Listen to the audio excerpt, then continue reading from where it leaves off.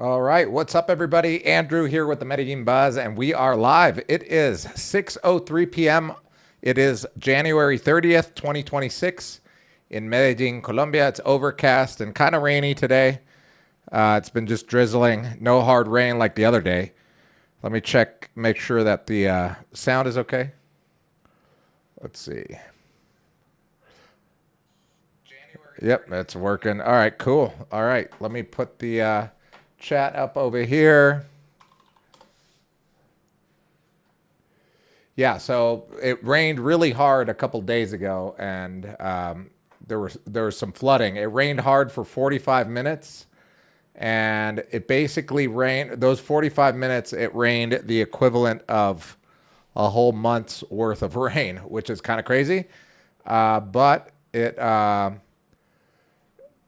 it wasn't like that huge of a problem. There have been bigger floodings in my 16 years here.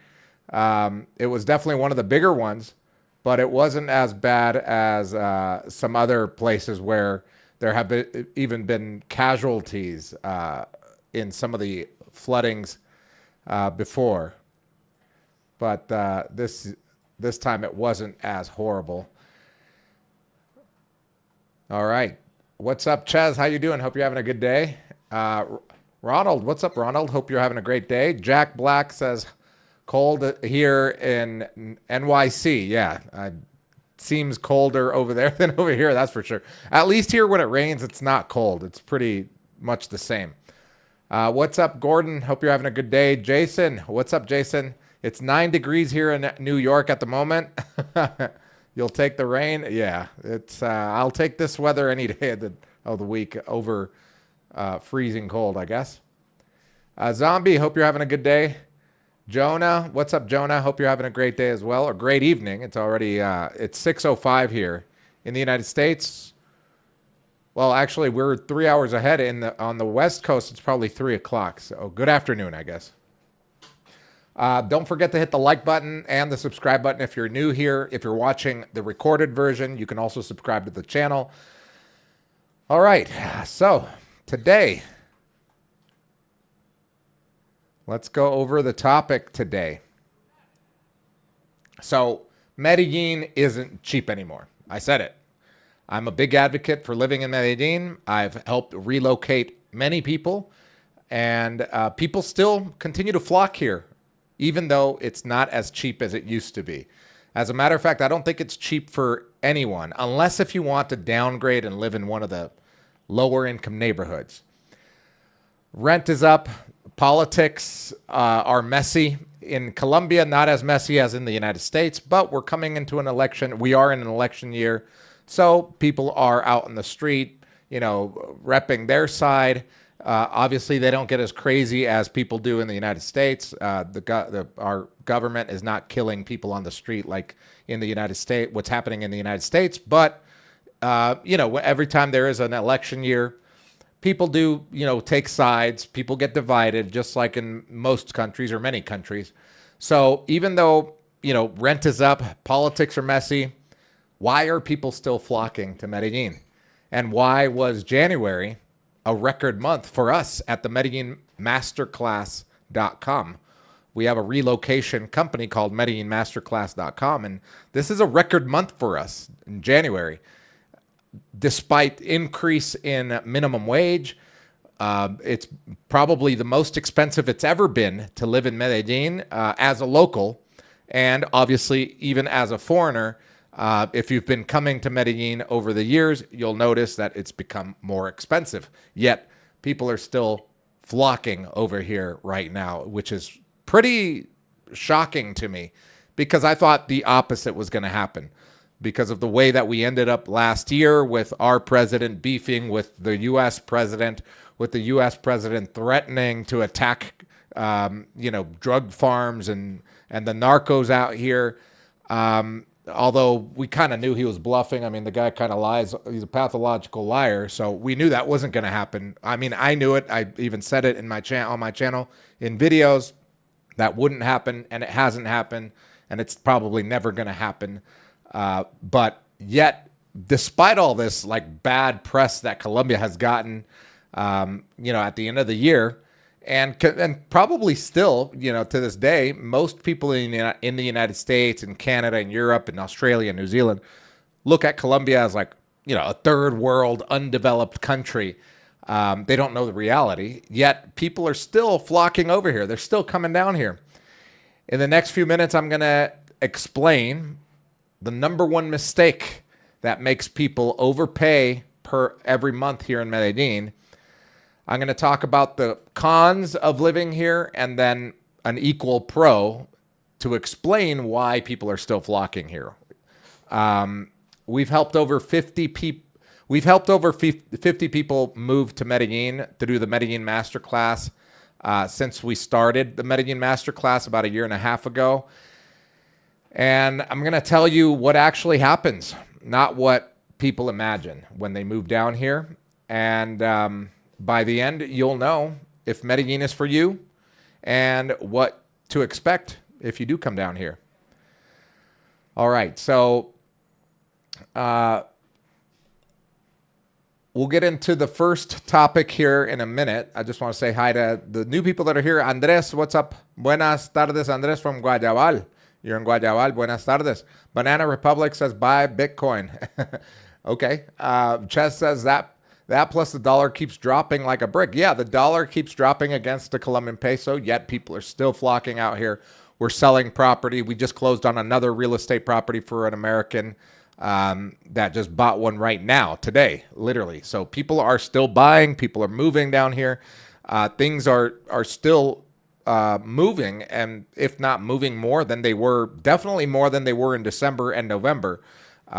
And I think this year is going to be another record year for us, which is amazing. Yet I'm kind of shocked because of the bad publicity Colombia has gotten at the end of the last year. But I think people are getting wise to the government, lying to them all the time anyway, especially in the United States. People are just being gaslit for, the last few years. Hey, Andrew, ¿cómo estás, hermano? Muy bien. Gracias, Ivan. Maddox says, we need stability. Simple as that. Stability has a price. If you want stability, go to like Switzerland or something, but it's like one of the most expensive places to live. There are many countries out there that are very, very stable that will never have these political shifts or, where healthcare is non-existent, like in the United States, or it's very, very expensive. But it costs, right? Those countries are expensive. Colombia will never be a stable country, and maybe in my lifetime. Maybe it will be in the future, and I hope it does get there. But by me knowing what I know after living here for 16 years, I don't think it'll ever be truly stable like, a developed nation like Switzerland or any those other countries that, pretty much have a very stable economy, know how to handle economics and treat their people. So I don't think that'll be it, but at least Colombia is kind of like a little slice of heaven in its chaos, I think. You're watching from Colorado Springs, says Ivan. Nice. What Matic says, you're gaslighting me. Matic, you don't have to be listening. But yeah, the crazy part about the beginning of this year, now that we're rounding off January, is that we thought it was going to be a slow month for people relocating down here through the Medellin Masterclass or buying property down here through our MedellinLivingRealEstate.com company. But it's actually gotten bigger, and I've actually started another business, which is an evening Spanish school for people that are down here that work during the day or are doing things during the day. We call it Nomad Spanish or nomadspanishmedellin.com. The link is in the description below. If you are coming down here, even if it's for just a week, you could do a week-long class. You could do a monthly thing where if you're here for several months, you could pay monthly to go to evening classes from 5 to 7, and then there's a free language exchange after to practice your Spanish with native Spanish speakers. So, yeah, things are moving. I thought, okay, maybe I have to focus, There was something in the back of my mind last year, at the end of last year, was like, okay, maybe I've got to focus on working with my digital marketing company and my business in the United States, catering to businesses in the United States. But it's been the opposite. It's been very busy for us here with the businesses that we have here, catering to foreigners, obviously. So it is something that could be volatile because if the foreigners don't come, then we don't have a business in all three of those businesses. Yet we've weathered the worst part, which I think has been now. We're basically, I think, at the worst part because of the fact that the dollar is so low. Yet the businesses are thriving and people are still coming down here. And I'm like, holy cow. If this is how it is when the dollar is like at one of the lowest points in the last 2 years, or if not the lowest point in the last 2 years, then imagine when it does bounce back, maybe later this year or maybe even next year. It's business will go through the roof. So it's not a bad time for us, but it's a good time for us to talk about the pros and cons of living here and whether it's a mistake for you to come down here or whether it's a good idea. So the first point is money. Medellin is not leading Colombia right now. The Medellin rent is leading Colombia right now, meaning that according to El Colombiano, Medellin has surpassed Bogota and any other city in Colombia as the most expensive place for renting an apartment. It's the most expensive rental market in Colombia in 2025, and obviously now we're in 2026, so it's still the most expensive. And that's true. I mean, I work in real estate. I own apartments here, and I have them on Airbnb. I rent them monthly, even though I can rent them daily. I just don't like daily visitors here because they usually trash places. They're here, usually for partying. I like the more serious people that are here for months, that are digital nomads, entrepreneurs. Right now, we've got a retired couple staying at our place for 3 months, for a couple months. And those are the best tenants because they keep the place nice. They don't party. They discover the city. They don't, have people over all the time, etc. So I know how expensive rents can be here because I have an expensive rental. I have a furnished rental on Airbnb. It's not geared towards locals, although some locals do rent it out when they come here from Bogota, from Cali for concerts, etc. Families have rented it from me that are local Colombian families that can afford that type of apartment. But I know that Medellin is an expensive place to rent, particularly if it's a furnished rental on Airbnb or on some other platform online. It's definitely going to be more expensive. I also rent locally. Even though I own my own apartments, I don't believe in buying an apartment that I live in because then it doesn't become an active asset for me. If I bought this apartment, I would move out and rent it out because I'd want it working for me. It just makes more sense for me financially to rent an apartment. I rent this one for $850 a month, where just 5 years ago, it was almost half of that. It was about $550 per month for this 3-bedroom apartment in El Poblado. So rents have gone up, pretty much doubled in the last 5 years, particularly in places like El Poblado, some places in Laureles. However, you can still win if you stop renting like a tourist. If you're coming here for a long term, then you probably don't need to rent on Airbnb. You probably don't need a furnished rental. Obviously, it becomes a lot more difficult to rent something off of those platforms because there are some hoops that you have to jump through. But I think companies now, local companies and owners, are becoming savvy to the fact that people aren't going to rent these long-term 1-year contracts, 6-year contracts for the astounding prices that you have on Airbnb. You're going to have to come down dramatically. For example, on Airbnb, when I had my apartments rented daily, they were about $130 to $150 per night. When I would do dailies, that was before I started doing monthlies, and I don't like doing dailies. But if I did dailies, I would be making between $130 to $150 a night on my rentals. I prefer the longer term, but I know that those have to come down. So they've come down to about 90 to 100, maybe 110 a night, but it's usually $90 a night, which is a pretty big discount for a beautifully furnished apartment in El Poblado. But I'd rather secure someone that's great, that's going to be here for 3 to 6 months or maybe even a year, instead of having those daily renters coming in out here, those daily renters coming out here for the weekend to party or whatever.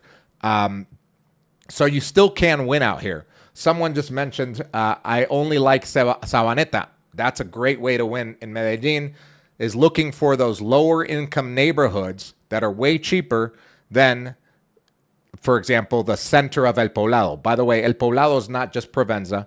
You could still win in El Poblado. For example, I live in El Poblado, but I don't live in the touristy area. I live in a neighborhood that is about 20-minute walking distance from that touristy area. There are 22 neighborhoods here. For example, if you went to go look for a furnished rental or a vacant rental just through an agency like in La Frontera, in Santa Maria de Los Angeles, you could still find deals for $800 a month, maybe even like a one bedroom for $500 or $600 a month in these neighborhoods, even up in Las Palmas. I know because I've helped friends look for those and I found them, and it's not too hard. The hardest part is finding a local that will work with you or a local agency that will work with you, but now there are more. Just takes some work, right? And that's where people like us come in. The Medellin Masterclass helps you do that. And this is for the Medellin Masterclass is for people that have they're entrepreneurs, retirees, investors, people that have, a budget of over $3,000 or $5,000 a month. Most of the people that are in the Medellin Masterclass make way over $5,000 a month, and they value their time. They don't want to go do all this stuff. They don't want to go find it out, because you can. I did it. I mean, it took me 16 years to gather all this information and put it into a masterclass for people to just take all my resources and help them do it a lot quicker. But you could do it. If you have a lower budget and you want to go live in Sabaneta, it could be very easy. You're out here for 2 months or a month. You go rent even a furnished rental in Sabaneta through Airbnb. You're out there. You walk the streets. You knock on doors, meaning you going to the security guards, asking for phone numbers of places that are available for rent. Many of them will be direct to the owners. Those are the best. But if you're hitting the street, you could find very good deals in any neighborhood, not just Sabaneta, but any neighborhood, even El Poblado, Laureles, Belén, anywhere, Envigado, if you do that. But it's going to cost you time. If you have got the money, then you can join a group like ours at the Medellin Masterclass, where we help you do it all, and it saves you time and money. But if not, like for example, when I got here, I couldn't afford a Medellin Masterclass because I had just gotten deported and had no money, so I had to do everything on my own. But yeah, it's definitely possible to find better deals, but they are still more expensive than what they were just 5 years ago. But even though they have become more expensive than they were 5 years ago, where in the United States, what major city can you rent a 3-bedroom apartment for $850 in a nice area of that major city? I'm not talking about like in a terrible area. Probably nowhere. That's why Medellin is still very affordable, especially for people that come from major cities or expensive suburbs in the United States, where you're paying triple, if not quadruple, the amount that you would be paying here in Medellin for like a 3-bedroom, 2,000 or 1,000 square foot apartment, which is maybe a 2-bedroom. In your city, it might be way more expensive. It might be $2,000 a month, whereas here it could be, let's say, $800 a month, maybe even less if you're not in El Poblado. So that's one of the reasons why it could be a con for many people.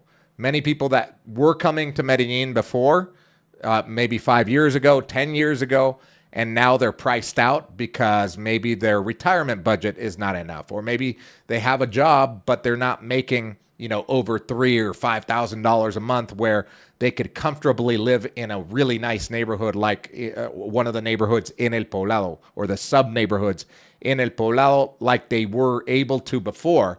And they're like, I'm just going to go look for somewhere else, maybe the Philippines, maybe Thailand, where your dollar goes a long way. So yes, that can be a con, but it's also a pro for those people that do come from a city where they're paying maybe $2,000 rent for a 2-bedroom apartment, like Los Angeles, New York, Miami. And those people are now discovering Medellin. There are a lot of people that hadn't discovered Medellin before and now are discovering it. And they're like, man, I could pay $850 a month, or even a furnished rental for $1,500 or $2,000 a month in New York, where it would be maybe $4,000 or $5,000. They're looking at it as a good deal still, because it's still 50% of what they were paying in their hometown or in their city that they're living in. So it's a con, and it could be a pro for some people, but it seems like it's attracting, how can I say this lightly, higher quality people. I don't know if that's lightly or not, but meaning higher quality, meaning people that are making way more money than the people that Medellin was attracting maybe 10, 16 years ago. When I first got here, it was just backpackers. In 2015, 16, it was just party people coming out here to do drugs and hookers. And that still continues. Medellin still attracts that. I mean, it's still the Las Vegas of South America, of Colombia.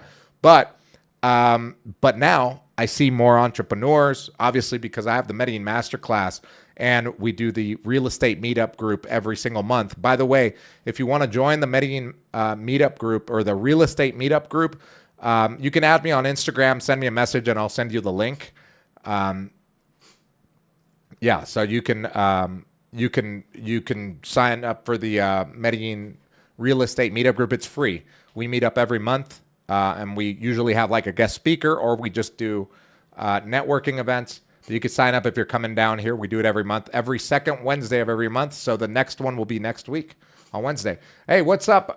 The Real Mateo. Thank you so much for the $5 super chat. I'm 27. I have sales closing skills, 60,000 in S&P 500, 20,000 in the bank. From Michigan, been to Sabaneta 7 times. Need help to create remote income. Can you help? I don't help, and I don't have a course that can teach you how to make remote income. I did it myself with zero skills and zero education. I didn't go to university. I barely graduated high school. I was deported here at 27, 28, and I didn't have my life together, and I had to buckle down, and I started to take online courses. And back then in 2010, YouTube was a thing, but it was mostly like online courses from websites and stuff, like Udemy. Udemy is new now. Well, it's newer. It didn't exist in 2010, but there were other online courses that were free. I couldn't afford even to pay an online course because I had no money. I had to take a regular job here at a call center first. Then I became a teacher for about almost 5 years. And at the same time, I honed my skills, or improved my digital marketing skills, meaning I learned how to do, I learned how to make websites. I learned how to do search engine optimization at a rudimentary level, and helping small businesses. And I grew, and as I grew, education-wise, meaning my skills got better, I got better clients, bigger clients, to the point where we were making $120,000 a month right after COVID with our digital marketing company. And now I don't make that amount with that digital marketing company, for one, because I don't want to do that. With that came great responsibility and a lot more work. And I didn't like that, and I don't like that. I like to work with the client that I have now, which is a big client, but it's less money, but it's manageable and it's fun. And I don't have to work very hard because I've got a team. I have a small team around that, and I love that. And it allows me time to work on my passion projects, which are the Medellin Living real estate company here, the MedellinMasterclass.com relocation course that we've built, and also NomadSpanishMedellin.com, which is the evening Spanish classes that we just launched. First classes are going to be right after the Super Bowl on Monday, February 9th. Will be the first ones. We've already got people signed up. If you are going to be in Medellin and you want Spanish classes, there's a link in the description to that. So to answer your question, Mateo, if it were me, if I had just been deported, you have a great start because you've got money in the bank and invested, which is amazing. Well, you're light years ahead of where I was at your age. You're 27, basically the same age when I got here in 2010, broke, no money saved. I had a credit card. I had a Capital One credit card with about $2,000 on it, and I'm still a Capital One client. I love them. They basically saved my life out here because with that, I was able to pay at the hostel where I was at. I was able to pay for 2 weeks to stay at the hostel in the dorm room.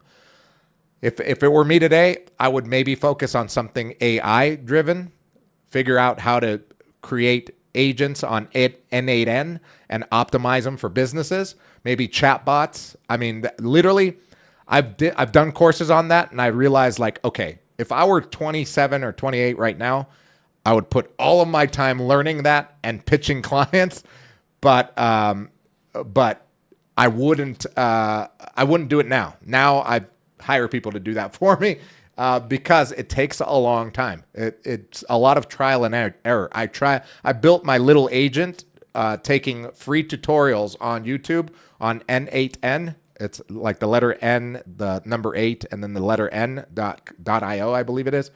And I did it, and it was a very rudimentary, simple agent. And I'm like, yeah, what I want to do for our websites, I'm not going to have that. It would be a full-time job. But if I can find someone that can do that for me, of course, I'll hire them. And that's what I'm on right now for those websites. But there's so much that you could do with AI and so many millionaires and billionaires that are going to be created now. That's what I would focus on. Sorry for the long-winded response there, and I hope that helps in some way, shape, or form. Caesar, what's up? Dr. Pepper, baby, it's good and nice. Do-do-do. I love that commercial. I love how that lady went viral. How much is the masterclass? It depends. If you just buy it straight off the website, it's going to be $2,000. If you watch the webinar, you will get a discount. If you schedule a one-on-one call, the link is in the description below, you will also get a discount. So you could click on that link to schedule a one-on-one call to answer any questions that you have about the masterclass, and you will get a discount through that one-on-one call. If you just go to the website right now, you'll pay the sticker price, which I always tell people either watch the webinar or book the one-on-one call because you get a discount when you do that. I believe AI will displace many remote jobs done by digital nomads. Yeah, and you could be the one doing that. That's what they said about the internet. That's what they said about many things that have come about. You know, when what's his name, Ford came up with the assembly line, people were saying, man, many jobs are going to be gone building cars and Model Ts. And what has it created? It's created China. China now owns everything that we make, basically. But yeah, you could be either behind the curve and complain about it, or you could be ahead of the curve and get just a slice of the pie. And that's all I want. I just want a slice of the pie. I don't want the whole pie, because just with a slice of the pie means pretty darn good living, if not a fortune. Hey, Andrew, I heard about the crazy floods you guys got. I hope your family's doing well. Yeah, nobody was ever even hurt in the floods. You know, the media does like a great job of like exaggerating it. It was 45 minutes of rain. Yeah, there was some flooding and some of the roads. It was the worst damage to a road that I've seen since I've been here for 16 years with floods. Over here near where I live, actually, near the El Poblado metro station, it like broke the road. But it was literally, in those 45 minutes, we got the equivalent of 1 month's rain in Medellin, and Medellin rains a lot. So yeah, there was damage, and people's cars got damaged. The Éxito was flooded over here on Calle 10. Motorcycles were damaged, but no one, you know, passed away or anything from it. And no one, I mean, nobody was real, at least in my family and my friends, no one was really affected. Made for some cool memes though. James says, suggest $1,000 per month rent area for living with a good overall vibe. Unfurnished, you can easily find that in El Poblado. Anywhere in El Poblado, probably. Maybe not in directly like in Provenza, where because I don't think there's many furnished rentals, but just above Provenza in Los Balsos, Balsos 1, Balsos 2, Vizcaya area, beautiful. If you like to walk, look at Barrio Manila, maybe Ciudad del Rio as well. You could also look into Patio Bonito, Santa Maria de Los Angeles. If you want to be even further removed from the touristy area, you could look at La Frontera, Zúñiga. One of my favorite neighborhoods where the mayor of the mayor of Medellin lives is San Lucas. There's some really beautiful places there. It's next to the country club, which you can pay to play. I think you have to be invited to play golf there. I haven't played golf there. And it costs $70,000 a year just to be part of that country club. Yeah, $70,000. So I'm not joining that. You're not joining that. Probably most of the people that watch my channel will never join that, because that's like a 1% type club, and you have to be invited by a member. And there's a bunch of other hoops that you have to jump through. But the other country club, El Rodeo, which is over by Belén, that's a 18-hole golf course. That one only costs about $3,000 a year, and that's the one that I'm going to be joining here, hopefully in March. I'll be joining that because I want to get back into golf. I haven't golfed in like 20 years, but I can't play basketball. I could play basketball. I don't want to play basketball. I don't want to get hurt. I've got a knee issue. I've got a hand issue. I've got a shoulder injury. I played pretty much my whole life since I was like 12 years old competitively until I was 40, and it's damaged my body. And now I am very healthy. I've rehabbed my knee. I go to the gym every day. I walk everywhere, as you can see in my videos that I make. But so I don't want to aggravate any old injury, because my son's 1.5 years old, or almost going to be 2. He'll be 2 in June. So once he's like 7 or 8, I want to be able to school him in basketball. And once he hits 13, I still want to be able to school him in basketball and be like, yeah, your old man used to be good. I mean, I can't dunk anymore, but I used to be damn good. And I would love to be his coach and all that. And I don't want to be one of those sideline fat dads. I want to be like the active dad, the cool dad, the fun dad.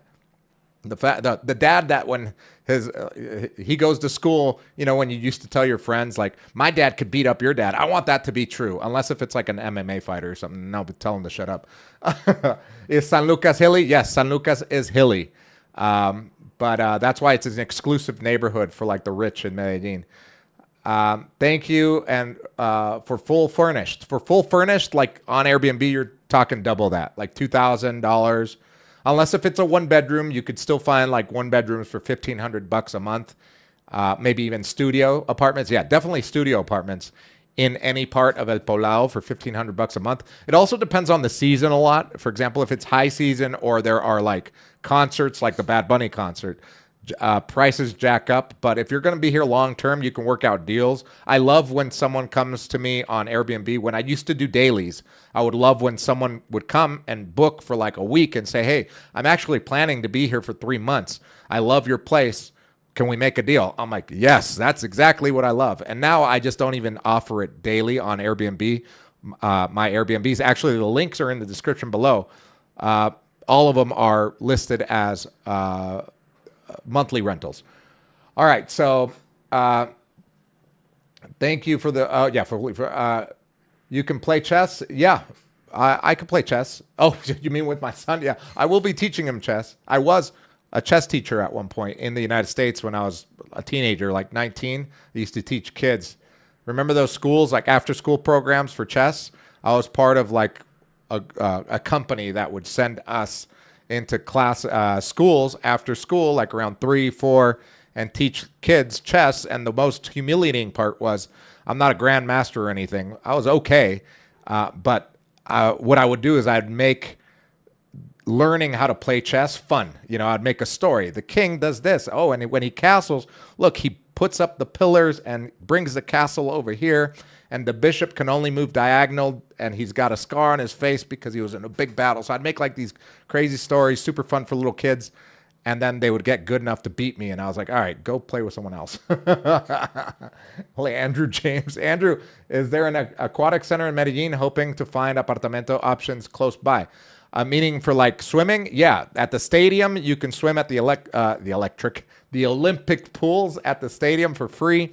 There are paid locations, for example, like the country club, where you can pay just to use the pool if you want to, or whatever facility you want to use at those country clubs. There's also another free one in Medellin where they have like a big athletic complex where they've got soccer, basketball courts, etc. And they've got two Olympic-sized pools there, and you can pay to go there. I used to go there when I used to swim a lot. I would go like at 6 a.m. It was awesome. I was in great shape. My back was huge. Going swimming there, and it was back then. It's probably more now. It was probably the equivalent of like $5 per session. What's up, Franco? There's my brother, Franco at Medellin. Strongly contemplating a move to Colombia after I retire from the military. I won't be able to.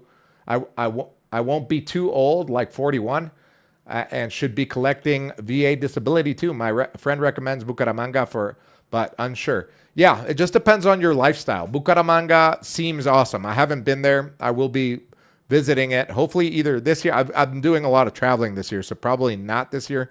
Maybe towards the end of the year or next year, but I definitely want to visit it. But just from what I know, I've visited many other cities that are even bigger than Bucaramanga, like Pereira, Cali, and I don't like it. I don't like small cities. Medellin is big enough for me to like it. I actually loved Bogota. I just don't like the weather. If Bogota had Medellin weather, I would live there because I love the hustle, the bustle. I've loved downtown, the grittiness. You know, I grew up in Southern California near Los Angeles. I love that. I even lived downtown here for a year and a half when I taught English classes down there, and it was super fun for me. I love that. I thrive on that. I want that. So going to a small city like Pereira, Cali even, or Bucaramanga, I just go stir crazy and I get bored. At least in Medellin, I have enough to do. So it just depends on your personality. Maybe you're completely different than me and you like the slow pace. You like the fact that there's no sports bars or gringos around, because I know a lot of the people that leave the United States, they're escaping the United States. They don't want to be around other gringos. Remember, my story is way different. I got deported. I love the United States. If I never got deported, I would probably still live there and come here and share half time there, half time here, or maybe made the full relocation now at 45. But definitely when I was younger, I would do half time and half time because I wasn't running away from there. I loved my life in Southern California, one of the greatest places to live. And who knows if I would have stayed there, if I would have never gotten deported, would I have become a multimillionaire in a .com Silicon Valley millionaire? Who knows? I don't know. But I never dwell on that. But I'm just saying that for me, my personality, I love bigger cities. That's why I like Medellin over all the smaller cities. And I like to visit them because they're fun. And I can do everything in a weekend that there is to do in that city. And that's why I wouldn't live there full time. Michael P. What's up? Michael P. says, what is the name of the alternative to investing in a CD that you said had 18 to 20% return and high liquidity? So there is that doesn't exist anymore. So there, for example, the Colombian CDTs and Colombian mutual funds are now returning around 12%, maybe 15%. Also, the Colombian stock market, if you go through like a company like Alianza, which is a brokerage firm here, and they invest your money, you're talking about maybe 12 to 15% returns. At the beginning of last year, it was like 18% returns for some of the CDTs and the newer CDTs from for example, New Bank. And mutual funds, but that doesn't exist. It's calmed down a little bit to about 12 to 15%. The Colombian stock market has returned around 10 to 12% consistently for the last 5 years, if not more. I say 5 years because I think it's more, but I know it's definitely been around 5 years because I have my money in there or some money in there, and I know But yeah, that's pretty impressive, and it's a fact that a lot of people don't even know. You wouldn't think of investing in the Colombian stock market usually. Man, you would love NYC. I know. It's one of the cities that I never visited when I lived in the United States. I visited many cities. I traveled a lot in the United States when I was there before ICE police became a thing, before 2010. But I never went to New York. I loved San Francisco. I actually lived in San Jose for a couple of years, and I loved that area. It was so cool, so fun. Hey, Andrew, Cali is just slightly smaller, 2.4 million people. Yeah, it's slightly smaller, but but I think 2.4 million even in the metropolitan area. And Medellin, metropolitan area is like 4 million. But it also seems like a small city. It just moves like a small city, like a slower pace, less infrastructure, etc. Do you like Pereira for a safe long-term living? I'm a digital nomad. Yeah, again, if you don't like to do anything, for example, like no light nightlife, no sports bars, you just want like a safe, slower paced life, Pereira is awesome. And it's a great city. I love it. I've visited many times. I love to visit there. But for me, it wouldn't be like long-term living for me, but maybe it would be for you. Stuggy says, you are doing better in Colombia than you would be doing in America. Lots of people come to America and waste their lives. Well, I'm only doing better in Colombia because I cater to Americans. So imagine if I did live in the United States and I catered and I had a business down there, the potential, it would be a lot bigger, I think. So I'm not saying that I would be doing better, maybe less or more, but I'm just saying that I think I would be able to do better no matter where I am, or good no matter where I am. But you never know. Life is full of surprises. Hello, Andrew. How are you doing? I always watch your videos. I'm Dan. Greetings from Rio Negro. Already making moves to change my life today. As you tell me, the last time, some days means now or never. Yes, exactly, Fox. Thank you for that, Dan. May God keep blessing your businesses and projects. Thank you. I appreciate that. Gordon Mack says, what's the best sports bar in Medellin? For me, it's Iway. It's kind of like a dive bar, but it's an expensive dive bar. Expensive comparatively in Medellin. It's near Provenza, but it's still a dive bar. In the United States, a dive bar like that, you'd be getting like $2 beers, $1.50 beers on, in a bucket or something, like for the draft or like the national beers. But there, it's more expensive because it's near Provenza. Obviously, they pay more rent. They pay their staff more there. But it's my favorite bar to go to. Also, Patrick's Irish Pub is really good in Parquelleras. But that means you have to go through Parquelleras. I'd usually rather not. It's kind of, dingy there for me, for my taste. So I go to Iway.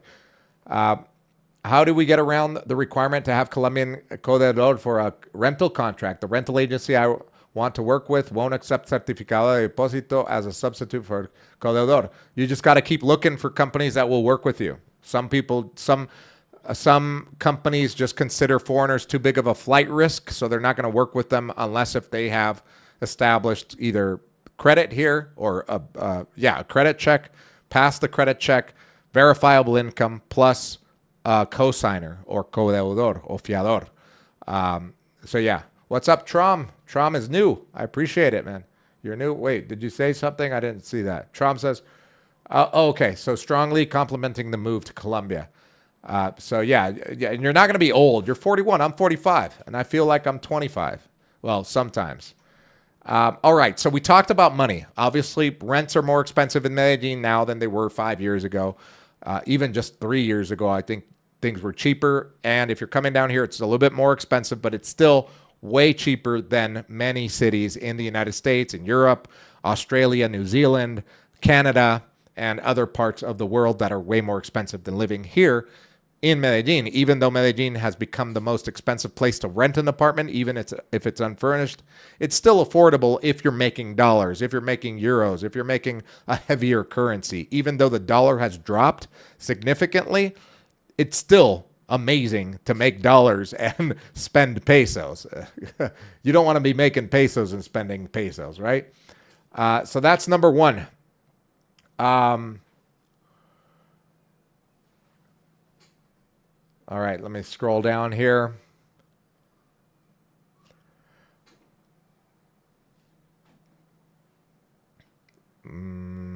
All right. So the next one is mobility and traffic. You know, it's become a con. I think I've been here for 16 years, and traffic has always been an issue. 16 years ago, before Uber, taxis, I'd get in taxis, and they would always complain about traffic, rush hour. They're still doing the same, and traffic actually has gotten worse because there's more people, bigger population. So traffic can punish you if you choose wrong, right? If you decide to live in an area where there's heavy traffic. For example, Laureles. A lot of people look at Laureles on paper, meaning that they watch videos. They're like, oh man, it looks so cool. It's a cool vibe. It's a cool neighborhood. But literally, it's in the middle of the city.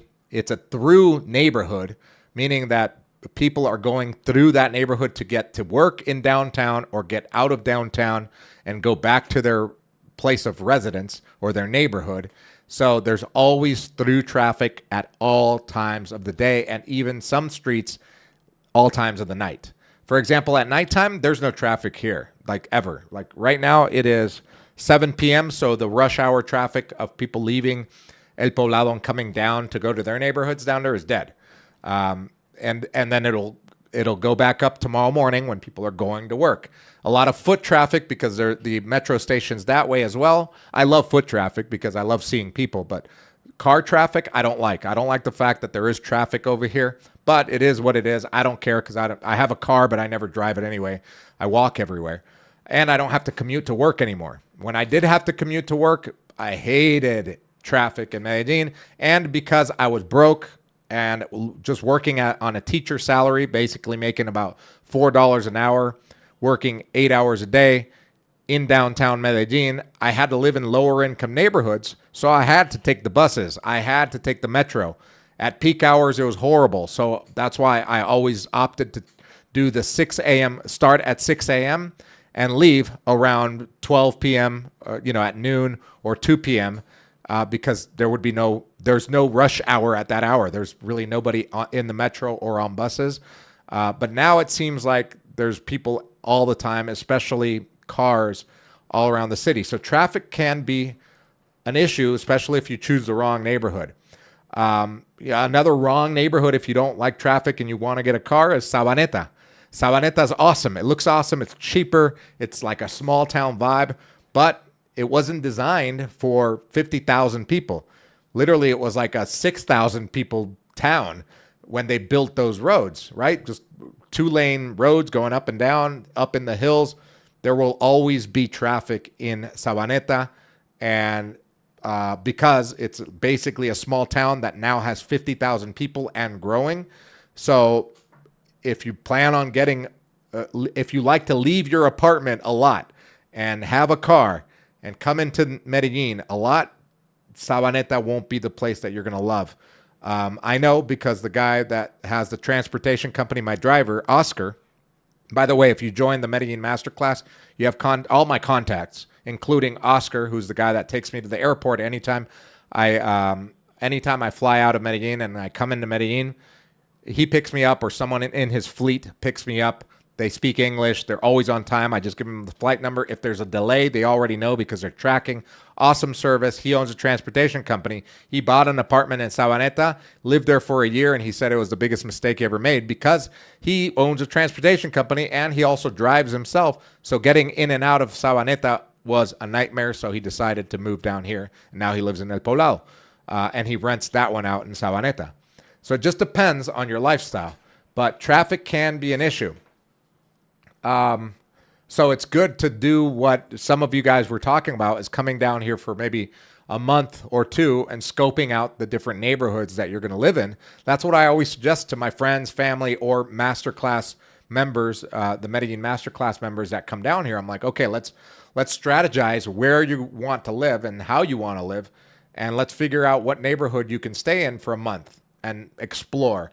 And then, okay, if you didn't like that one, then maybe bounce around to another one after a week or two because you decided, okay, it looked great in the videos, or it was great when I first visited here for just a weekend or whatever, or the few days that I visited out of the year for the last 5 years. But now living there full time and getting a routine, it's not optimal for my lifestyle. Okay, let's move around. So you can get away from that. I live in a place where if I had to commute, I wouldn't live in this neighborhood because I hate getting in and out of here in a car. I only drive my car on the weekends, Saturday to take the kid to swim class at the country club, or Sundays to go do something with the family, go out of town, etc. But during the week, I'm walking everywhere. If, for example, today I went to go get my to the barber, and I just took an Uber.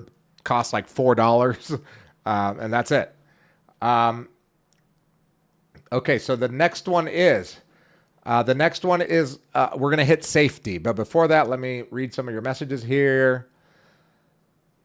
I live in Medellin 6 months out of the year, says Gringo Express. Oh, that's a great life. I think that's a great life. I mean, if I were single, if I didn't have a kid, I would be traveling a lot. I would be doing a lot.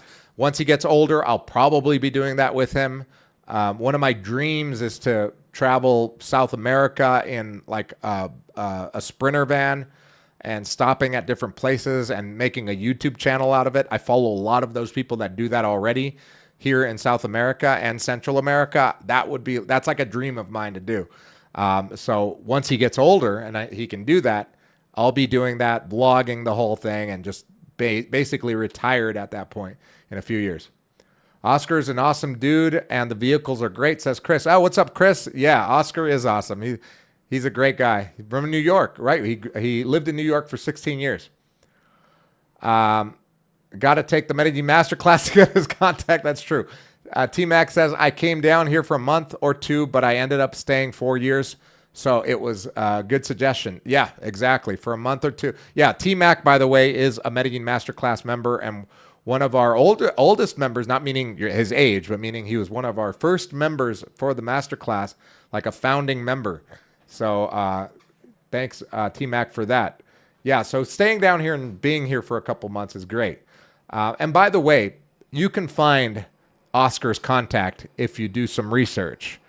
That's why I'm saying what we offer in the Masterclass is an expedited service of relocation and a smooth transfer from your city to Medellin based on my 16 years of living here and acquiring contacts and just giving stuff to you and strategizing with you, and obviously having the community of 50 plus people, entrepreneurs, retirees, couples, families that have relocated down here as a resource for you to help you. Because, for example, I've never had to bring a pet from the United States or Canada or Europe to Colombia, but a couple people have. So when someone asked about that recently, they had the answers.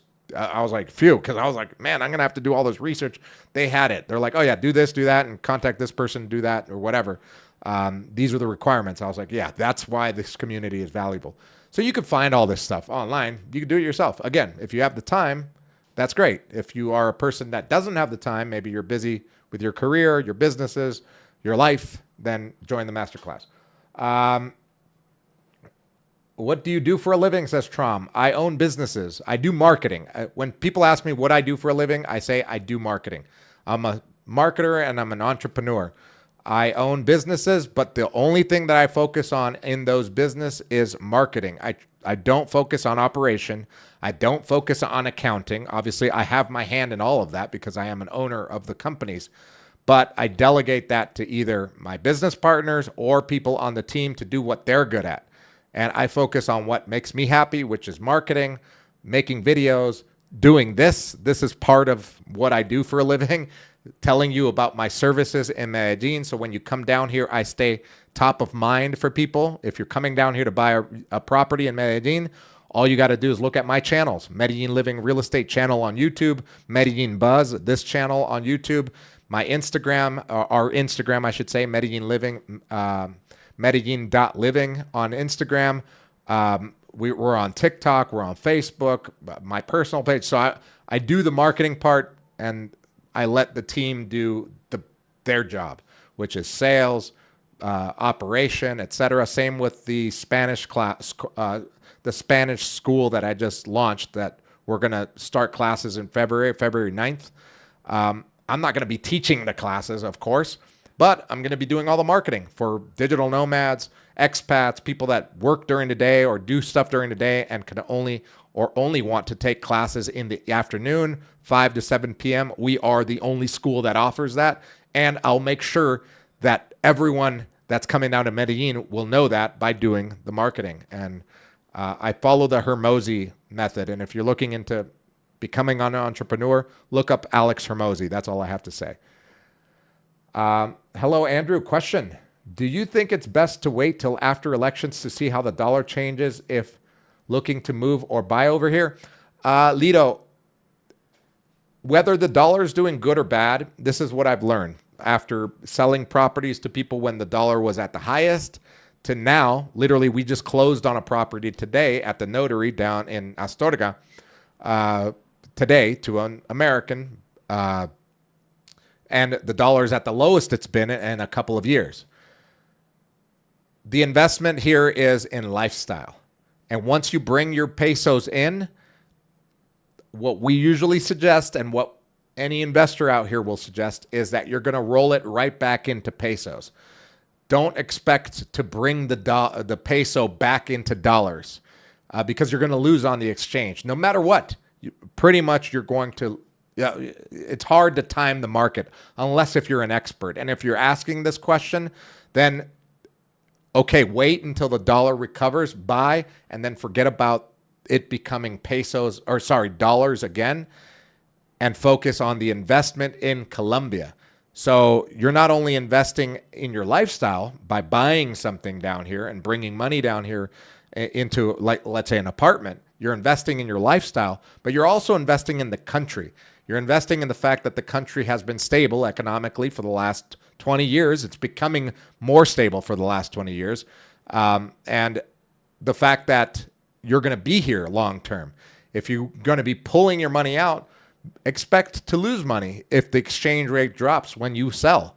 That's just a matter of fact. But let's say you sell and you still and it's appreciated in pesos, you can roll that back into either an investment fund or the Colombian stock market, even a bank CD that returns 10% plus, or you can invest it into another business, but you keep it here in pesos. That's the way I look at it when I bring money and I've bought my properties here. And if I don't want to lose my dollars, I keep them in the U.S. stock market, S&P 500, investments there by way of real estate out there as well. And I keep my dollars there in bank accounts, et cetera, there, and I don't bring them to Colombia. So it's good to be diverse, I think. Diversification is a great thing. So you don't want to put all your eggs in one basket. I'm not an investment guru or guide. I'm just telling you what I've experienced for myself and for the investors and the people that have purchased property down here, what they have done. But if you do want to, let's say, have access to a bunch of people that are way better off than I am. We're talking about multimillionaires. There are a couple in the Medellin Masterclass. If you do join the Masterclass and become a member, you have access to our group and ask them all questions. A couple of guys that are younger, they're like in their late 20s, early 30s, joined just for that. A couple of them aren't even living here, but they joined the Medellin Masterclass to have access to this group of people. We're at about 50 people now that have joined the Masterclass in a year and a half. To be able to ask them questions, to go to the live meetings when they do come down here. We do in-person events, et cetera, et cetera. Yeah, so it's definitely something to think about and something to be mentored on. I also have a mentor. I have a financial planner, et cetera, that I follow a lot of people on YouTube as well that talk about this stuff. So it's good. Realista Financiero says, Andrew, I started my YouTube channel a week ago, walking around my city and talking about finances. Your content motivated me to do it. I love that, man. That's so awesome. Man, that just gave me chills, bro. Like, literally, the reason I started my channel and I started walking around and doing the walking vlogs is because I saw another creator doing it, obviously on a way different topic because he doesn't live here. And I told him the same thing. I'm like, bro, I've been following you and I love the content. I'm going to try it on my channel and it's been blowing up.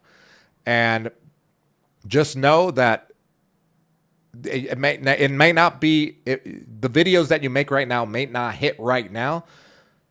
aim for 100 videos. I know it seems like a lot right now since you're starting, but if you aim for 100 videos, you'll probably land on 30, and 30 is the mark. Usually by the time you've made 30 videos on your channel, you'll have enough analytics and metrics to be able to measure, and testing to be able to measure success.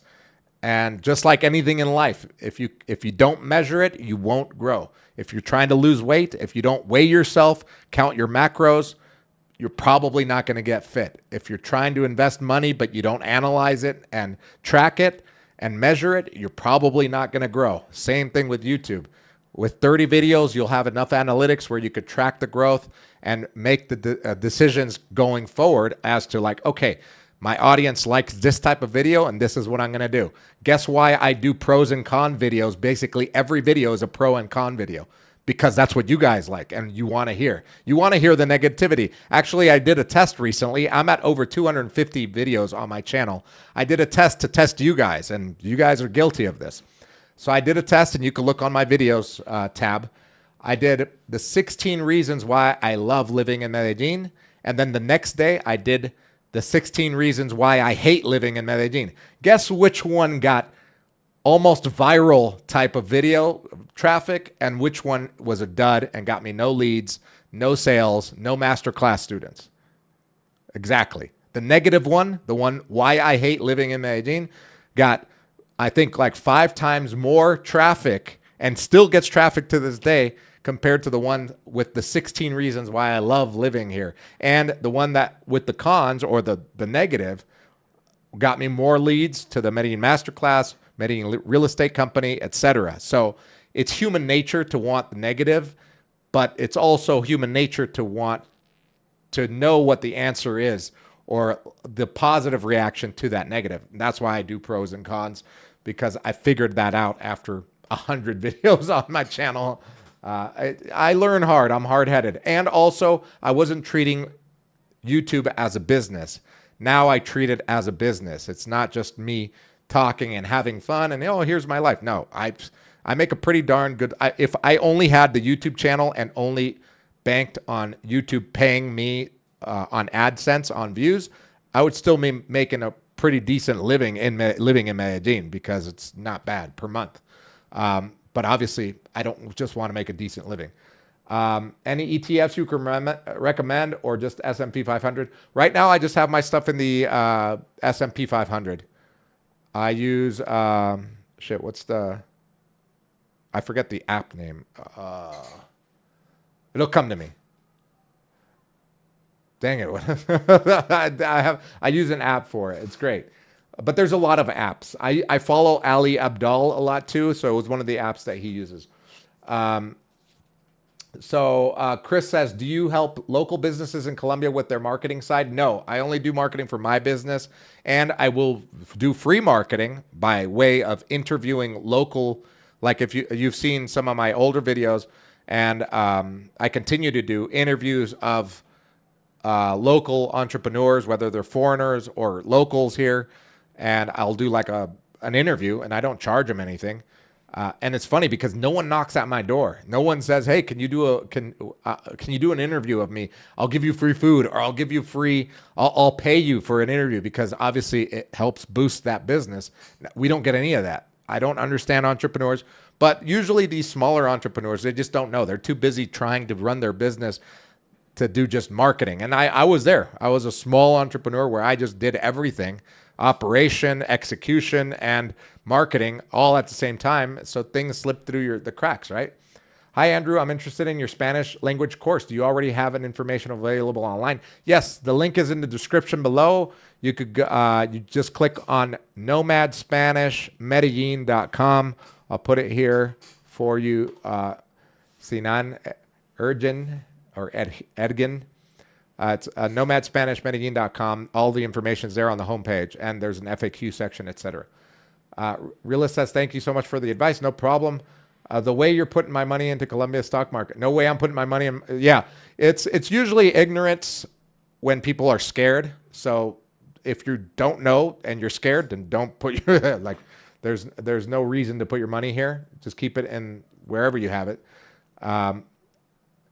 Andy Andemez says, "Hey Andrew, I know you are a Nacional fan. Are you going to go watch Miami versus Nacional game this weekend?" No, I'm not going to go. I've got a ticket too. Oh, I didn't buy it. I have a friend that would give me a ticket, but I don't really feel like going. This weekend, for example, tomorrow, I've got the swim classes with my kid in the morning. I'm going to have them all day tomorrow with the nanny over here. My brother and my cousin are coming down here. They're part of the marketing team. We're going to be doing stuff for marketing. And then Sunday is family day. So we do ciclovia in the morning with the baby, my parents, Manuela, my brother, sometimes his wife comes as well, my sister. And we walk down ciclovia, have brunch, and then we're going to do game day. So I've got the Nintendo Switch. We're going to play Mario Kart, Super Smash Brothers, and either make food or order food. I probably think we're probably just going to order food, but we're going to spend the afternoon, the day doing that. If it's a nice day, we'll go to the pool. But if not, we'll just be hanging out in the house, being lazy. And we'll watch the game here as a family. But yeah, I'm not going to go. But yeah, good question. All right, so safety. Let's talk about safety. Con. In Medellin, safety is still an issue. Petty crime still exists. If you're distracted, if you are giving papaya, as the locals will say, if you make yourself a target, you're at the wrong place, wrong time, you can get robbed. The probability is very, very low that you'll get robbed. Again, I've been here for 16 years. I've never been robbed. And I do videos with my iPhone 16 Pro Max. And I don't expect to ever get robbed because I know what I'm doing. I know where I'm going. But people do get robbed out here. People do get held up at gunpoint. Particularly locals do. It's more the lower income or the middle class or the Colombian middle class neighborhoods that get hit the most because they're adjacent to lower class neighborhoods. For example, neighborhoods in Medellin get hit pretty hard. Even like mom and pop shops will get hit, or restaurants get hit by armed robbers. It's not a rampant thing. It's not like an epidemic right now, like it was right after the pandemic where people were getting robbed, once a month. But meaning like restaurants were getting robbed like once a month. We're talking about more opportunistic crimes now, but it can happen. It typically happens in neighborhoods that are adjacent to way lower income neighborhoods like Belén, Laureles, in that area. In El Poblado, petty crime has quelled. Across the valley, it has quelled. It's gone down a lot from what it used to be back just 5 years ago when the pandemic opened up, when everything opened up again. People were basically starving because the government did nothing.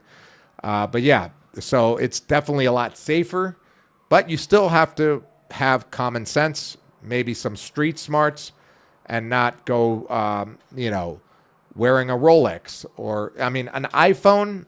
Like nowadays, unless if you're downtown and you're holding it like this and walking around where a bum or a drug addict sees it, they could snatch it from your hand.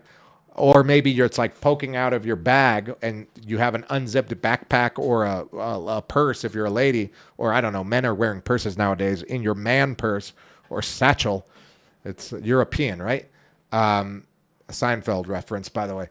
The thing is that you could get robbed. There is a possibility in that case. But if you're walking in El Poblado during the day and you check the time or whatever, there's not people waiting around looking for people with their phones to go rob them. It's more of like a thing where, yeah, if you're in a lower income neighborhood or a Colombian middle class neighborhood that's adjacent to a very poor neighborhood, yeah, that's where I wouldn't take my cell phone out. That's where I'm not making these videos where I'm hanging out, doing my videos at night. I'm doing them in safe neighborhoods. So yeah, that's the reality. That crime still exists. Petty crime still exists. It's not as bad as what it used to be, but it's still not, Mission Viejo or Rancho Santa Margarita in Southern California, where you can basically leave your door open to your house and nothing will ever happen. It's not that. That's like the other extreme of safety. But it has gotten safer. I feel the safest I've ever felt in 16 years. I think that's due to two things. One is that, yes, I think crime has dropped. I think the government and the police have done a better job of installing cameras on every corner or on major corners, tracking down robbers when they do rob someone and meeting them in their barrio or cutting them off and arresting them. So that those videos have gone viral here on local Facebook pages, Instagram, TikTok, etc., where you see those operations, right? Where someone was robbed and they took their cell phone or something, and then they got off on a motorcycle, and then the police tracked them, and they do the whole they do like a 2-minute video or 1-minute video on those police, the police Instagram and stuff, and the mayor's Instagram too. If you follow Fico, he'll have some of those sometimes, and then they catch them. So obviously thieves also follow these pages, so they're not doing it as much anymore. They're choosing to rob people in other ways, which is probably the more dangerous way of living out here, where they target desperate gringos looking for quick hookups on Tinder, using beautiful women from the barrios to lure them. I think that's more of a danger than you getting your cell phone stolen on the street or getting held up at gunpoint, because it's a dangerous game to play. If you come out here looking for that, the probability of being robbed goes way up, right? If you're looking for hookers on dating apps, and you know they're hookers, or you know that they're just being very easy, like saying, "Hey, it's the first date. All right, let's go meet up at your pad. Can I bring my sister, or can I bring my cousin? Look at her. Or can I bring my friend? Look at, she's beautiful as well. Do you have a friend?" And they want to come over to your place. That's a very dangerous game to play. It's more dangerous than having a cell phone out in Medellin, particularly in the safe neighborhoods. That's for sure, because that's a surefire way to get into trouble. Even if they don't drug you, maybe they could just rob you. It's just not a good thing to do. Let's see. Let me go back here to some of the questions. T-Max, and he's been living here for a while now. He's part of the Medellin Masterclass. He says, I recommend that expats get involved in some activity or organization in Colombia. I have been doing charity work with veterans, and you meet the coolest people and build sense of belonging. Exactly. Yeah, it's like a sense of belonging and purpose here when you're here. Yeah, I love that. Garcia says, join a run club and meet good girl in Colombia. Stay away from the easy ones. Should go without saying. It should go without saying, but we have to say it because there's so many people still getting scoped and robbed out here. It's just ridiculous. After all of this, after people have been overdosed and passed away, unfortunately, there are still people playing that game, which is absolutely, it basically, it's mind-blowing to me. But I guess I'd have to, and I try to empathize. I'm like, okay, what if I were a middle-aged guy and I'm not getting laid because dating scene in the United States after 30 is basically non-existent unless if you're a very, very attractive-looking dude and have money. And I came down here and these women are throwing themselves at me. What would I do? Well, I know myself. I would probably do some research and stay away from that, and notice the red flags. Maybe learn some Spanish, even if it's just rudimentary, and maybe be able to tell the difference between a hood rat from a strato 1 or 2 and a quality woman, which a strato 5 or 6. And sometimes I think the guys do know that. They already, I mean, you can pretty much tell. I can go on Tinder and be like, yeah, she's from Manrique, or she's from Bello for sure. And it'll say from Bello, or from what neighborhood they're from. And you're like, okay, yeah, these people are hood. They're obviously hood people, but they don't care because they're so desperate. So even though I try to empathize, it's hard to really understand what these guys are going through. But anyway, hopefully you guys can stay away from that. If you're watching this channel, don't get in trouble. Chris says, Gordon says, what neighborhood has apartments with nice mountain views, valley views? Many neighborhoods. I mean, El Poblado has 22 neighborhoods, and about 19 of them or 18 of them are on the mountainside, and you're going to get views. So yeah, there's a ton of neighborhoods in Medellin where you'll not only in El Poblado, but that are in the hills. So for example, Belén, there's neighborhoods on the hills in Belén. Envigado has many neighborhoods on the hill with beautiful views. Even by downtown going up east, like Buenos Aires, La Quinta. There's so many other, La Milagrosa. So it just depends on your budget, what you're looking for. You can find a mountain view for sure.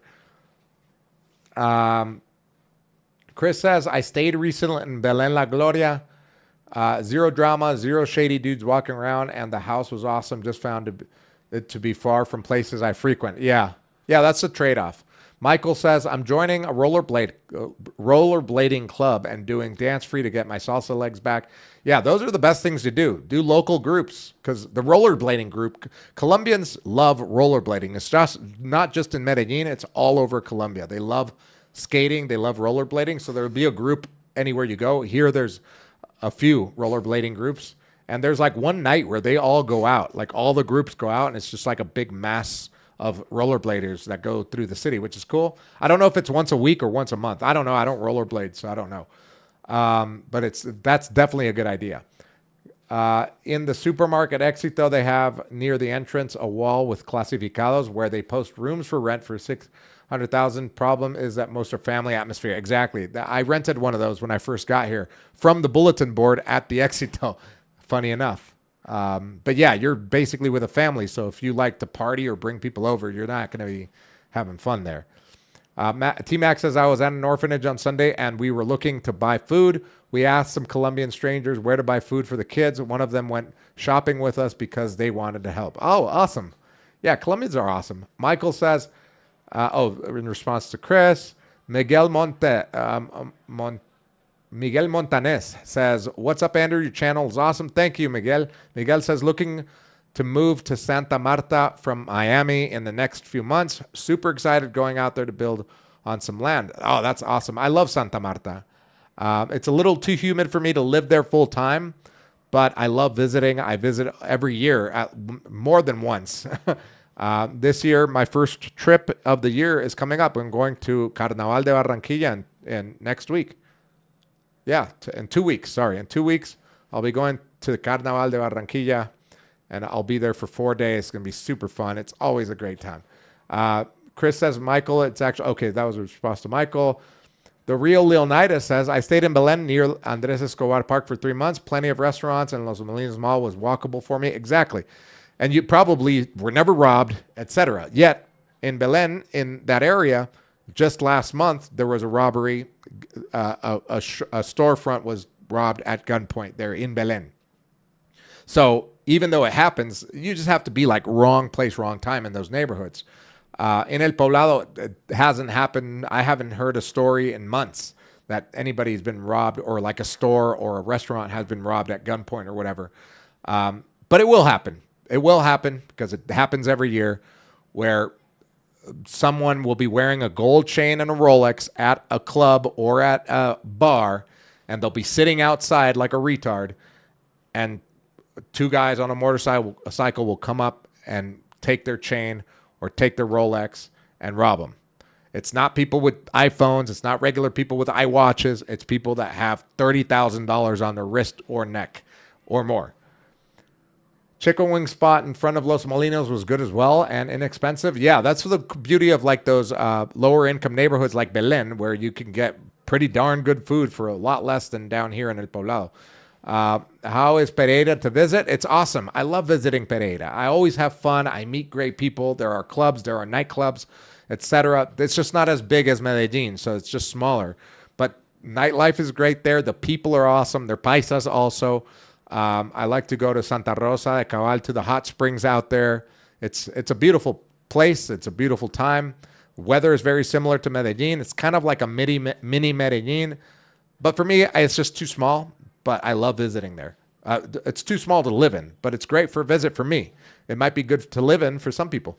Jason says, I'm staying in Robledo Margarita. It's not bad at all. Very cheap. Yeah. Robledo has some very rough neighborhoods. That's why some of the higher income neighborhoods in that area, like Estrato 3s and 4s in Robledo, will get robbed sometimes, more frequently than these neighborhoods out here because the robbers live closer to there. But it doesn't mean that it's going to happen to you. It's very unlikely that it'll happen to you as long as you're on your toes and maybe not at the wrong place at the wrong time. There are a few public driving ranges in Bogota, but none in Medellin. Do you think that business, that it's a business opportunity? I think anything is a business opportunity in Medellin as long as you make it cool. Paisas like to look cool and they love Instagrammable things as long as it's outdoors and people could see them doing it. For example, super bowling. Bowling was not a thing in Medellin just a few years ago, just like 2 or 3 years ago. And then they built super bowling in Envigado with like the neon bowling and the high-end bar and the pool tables and the restaurant with really big meat, like barbecue-style meat. And that place blown up. Like it's a waiting line on the weekends to get in there. I've always said that, again, if I wanted to venture away from what I don't know and wanted to set up like a brick and mortar, I would do like a putting thing. In the United States, I've seen on Instagram and on TikTok that there are places where you can go and drink and do like the mini golf. So you could either do it for families or you could do it for adults, like mini golf for adults, maybe 9 holes in like a vacant like lot or something in El Poblado. That would be amazing, and I think that would do really well because paisas like Instagrammable things. It's very, I guess, like clickbaity. So I think that would do well. So in response to driving ranges, I think there's a virtual driving range here now. Like, one of those like Top Golf type places here. I haven't seen it. The only driving range that I've gone to is in Club Rodeo, which you can pay to go in there and just do driving. But I don't know. I've been invited both times, so I don't know if you can just show up at the door and be like, hey, I want to use the driving range, if they'll let you in. That's a good question. But yeah, be cooler if you join the roller derby club. Sorry, let me see if I've missed anybody else's questions. Let's see. Urgent says, I've had a look and the prices and schedule are very reasonable. Yeah, that's what we wanted to do with the Nomad Spanish Medellin.com business, is to be very affordable for expats and entrepreneurs, people that have things going on during the day and want to take 2-hour class in the afternoon from 5 to 7, Monday through Friday. It's only like $85 for the week and $300 for the whole month of basically 40 hours a week, 40 hours a month classes with top level native speaking teachers who teach at a successful school already. They're not new teachers. They've been teaching for 9 years at this school. We're just doing the night classes for them and rebranding it and using the Masia method of marketing for them, which we're going to start, and we're going to have a new channel next week for Nomad Spanish, and it'll all just be around learning Spanish in Medellin. I won't be in front of the camera. I'm just going to be directing, which is great. Super Bowling is an awesome venue. Yeah, it is. Chaz says that Termales Hot Springs in Santa Rosa del Cabal are amazing. Yeah, I love that. Bismarck, what's up? Can also tell by tattoos on the neck and fingers. I mean, quality of tattoos. I mean, I have friends here that are lawyers, that are doctors, and they'll have tattoos, but they don't have like the cheap tattoo or like the tattoo of their boyfriend on their neck or whatever. And if they do, you won't see it. I've dated a nurse here who had a whole sleeve, but she comes from a good family, works very hard as a nurse at one of the big, hospitals here, has a great career. And yeah, she's not from the hood, but you could also tell the tattoos aren't like these cheap tattoos that you would get in the hood. Jonesy says, I'm a Canadian that met my wife in Bogota. Our daughter was born in La Clínica del Prado. Oh, nice. That's a nice clínica. Long story. Been almost everywhere in Colombia. I want to check out Manizales and Pereira. Yeah, both of those places are great. I love visiting those places. Maybe once I get old, maybe at like 70 years old when I slow down, I'll want to live in one of those areas, or maybe like Bucaramanga or something. Bucaramanga really would attract me because of the fact that it's got a lot of parks and it's hotter weather. I don't mind hot weather. I just don't like humidity as much like on the coast. But I got to go check it out. I haven't checked it out yet. All right. So the next point is the headlines versus reality. Well, no, sorry. The next one is visas and paperwork. So the con is that staying long-term takes paperwork, and and the requirements have tightened. I think it's because of the tension between the United States and Colombia. The United States has basically now denied processing any long-term visas to any Colombians because we're a dangerous country, I guess, or dangerous people come from our country, which could be. I mean, I don't know. I guess I was dangerous. I was deported. But so that's maybe what the Colombian government has done in retaliation, is tightening up the visa processes. They haven't shut down any of that. It's just, for one, it's very bureaucratic here. So even before any tightening up of visa processes, it was also always cumbersome, especially if you're doing it yourself. If you hire like a legal team, like the legal team that we work with, nexo.legal, and you just hand it off to them, they'll ask you for the paperwork that they need, signatures, etc., and then they handle all the work.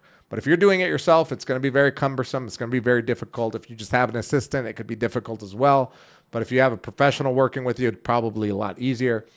But now, they're very strict on the criminal background checks that are included, including for some visas that need to be included for some visas, like the digital nomad visa. Obviously, the minimum wage has increased by about 24% this year. So that means all longer-term visa requirements, where there's a monetary requirement, has gone up 24%. So the visa process has always been bureaucratic, but now it's a little bit more intense because of the tension between Colombia and the United States. And of course, the increase in the minimum wage hasn't helped with the minimum requirements on these visas. The pro is that it's still very doable. We work with, again, Medellin Masterclass people that are coming down here, that are joining our Medellin Masterclass, taking the 6-hour course online, learning everything, and then using our contacts and our system to get the visa down here, whether it's an investment visa, whether it's a marriage visa, retiree visa. It's still doable, especially if you have the budget to hire a professional to do it, not try to do it yourself, which could be devastating, because I've heard the horror stories of people going through the whole process and maybe even paying someone cheap to do it down here, and then losing money, and then losing the visa opportunity for that year or whatever it is. So usually there's a saying in Spanish here in Colombia: lo barato sale caro. That which you buy cheaply comes to be a cheap service. If you spend less money on it, it's probably going to be worth less, especially the service, especially in countries like Colombia, where if something comes by very cheaply, the service is probably going to be very bad. That's just the way it is out here. In the United States, it might be different. You might find a great service for very low price, but it's probably because there's a huge demand and they work on bulk. Here, even though demand has risen for visa attorneys and all real estate companies, etc., it's still not comparable to major cities in the United States, where over there demand is huge. Even though you have a system, a very, I guess, efficient system, you could be a new company and make money. In Colombia, the demand is not super high, so your marketing has to be on point, etc., especially for what we do, which is real estate to foreigners or Colombians living overseas, and relocation for foreigners. It's not like a ton of competition or a ton of demand as well. The demand has increased, but it's not like Miami, which receives 40 million visitors a year, right? We're not even at 2 million visitors a year in Medellin. So we're still in the infancy stage here. Jonesy says, I'm Canadian that met my wife in Bogota. Oh, I read that already. Jonesy said, I was surprised how good the healthcare system is there. Good if you can afford it. Yeah, I mean, if you can't afford the healthcare system here, I don't know how you're living in Canada or in the United States.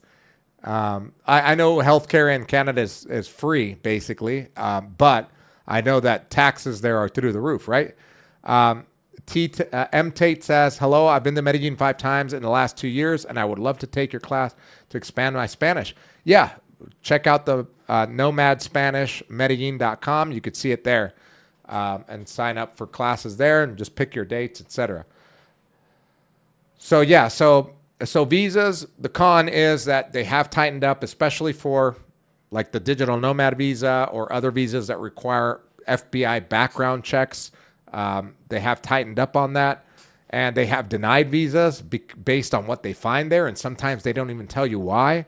It's not happening a lot, but I have heard stories of it happening in some cases. So look out for that. Make sure you, if you have any hiccups or if you foresee any hiccups in your process, that you're working with a reputable company like nexo.legal, that can help you expedite that process and guide you through it as well, and every step of the way.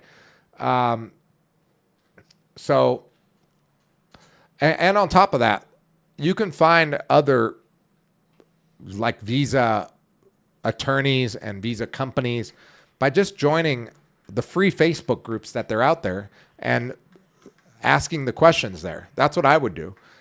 Even if I joined the Medellin Masterclass, I would still be joining all of these. And that's what we tell all of our students to do, is to join all of the expat groups. There are also a bunch of groups on WhatsApp through MDE community where you can get a lot of resources and get a lot of questions answered. Again, if you don't have the time for that, okay, the Medellin Masterclass can do all of it for you. But if you don't have the budget for the masterclass and you have the time, you can find all this information and vet it as well. Vet the professionals by getting referrals from people that have gotten their visa through some of these companies. I just know the companies that work because we've worked with them for our students that have gone through the masterclass. All right, so the next pro and con is politics. Why Medellin anyway? The con is that politics and I'm talking about politics in the United States particularly. Politics and deportation drama creates uncertainty.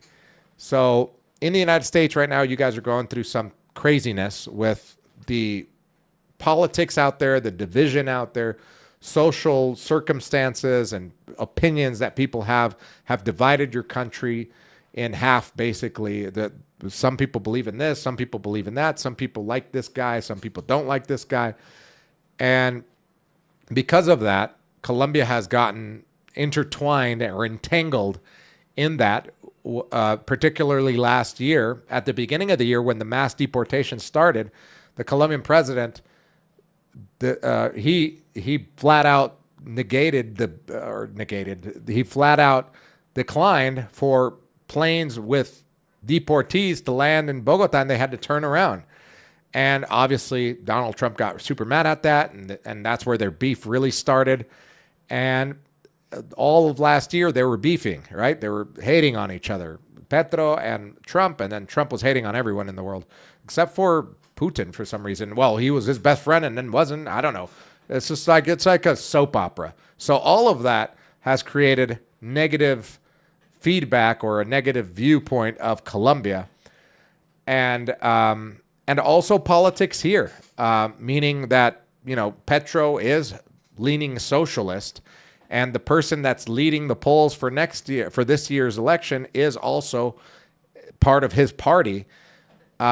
So when people see that, they get scared, because in the United States, we've been fed that anything relating to socialism is negative and it's evil and it's bad. So, you see a country like Colombia led by a socialist, people automatically, especially the uninformed, decide, okay, Colombia is a socialist country. I can't go there because I'm American. So regardless, there's been an influx of Americans escaping the United States that want to live here. Not only Americans, but also Canadians. And I thought Canada was a great country. I mean, I still do. I don't know why people would escape other than the winters. But I don't understand it because I've never lived there. I've never lived in Canada, so I don't know. But people are escaping Canada as well. They say that politics there are crazy. Social atmosphere there's tension between people, immigration issues down there as well. Same with Europe and like England and Australia, New Zealand. People are just sick of where they're living and they want a breath of fresh air. And some of them are finding it in Colombia. So the pro is that people move for lifestyle here and they want to leverage their currency, whether it's Canadian dollars, Australian dollars, US dollars, euros, pounds from England, etc. They want to leverage that and live a higher quality of life here and not have to deal with the politics in their country. And usually if you're an expat here, you're not really dealing with the politics in this country because number one, you're not as invested as a local would be.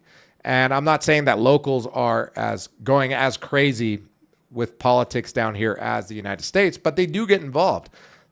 People are divided on Petro.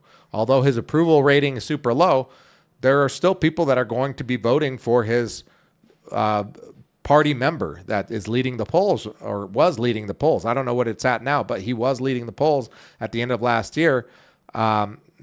Leading the polls, I guess, in approval or in expected approval rating.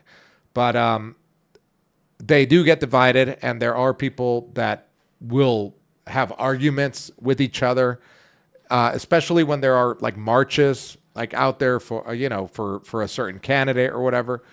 But it's not as crazy as the United States, but it still exists. Colombia is not perfect. Medellin is definitely not perfect. I'm sure you know that if you've been down here.